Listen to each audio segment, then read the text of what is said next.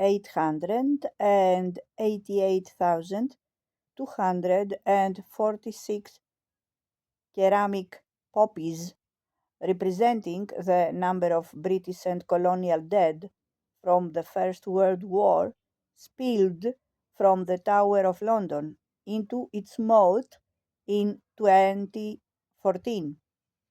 It was an art installation seen by millions, most of whom will never have read a single critical monograph on the war.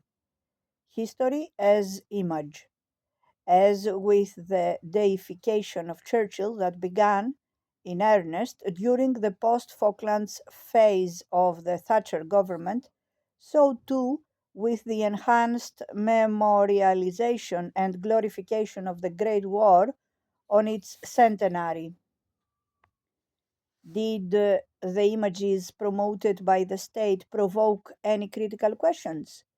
A few readings from the war poets at literary festivals that year were far more stimulating than the official spectacle.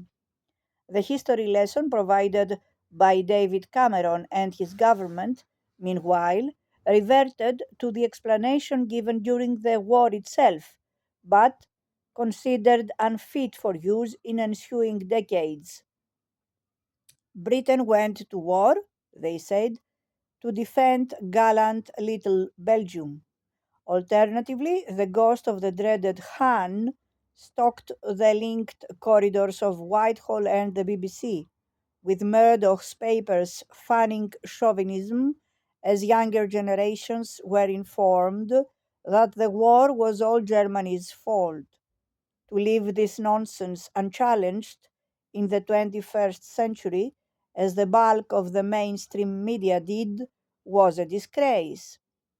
The prime cause of the war was imperial greed.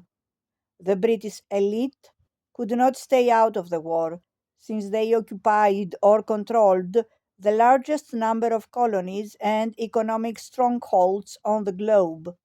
They were not prepared to share anything with the Germans, the headquarters of all the empires involved, partially barring the Ottoman and the Japanese, were in Europe. It was the European nation states that had divided the world into colonies and ruled them. Germany and Italy, the two late arrivals to nation statedom, were keen to fight within the pack of wolves for a larger share of the planet.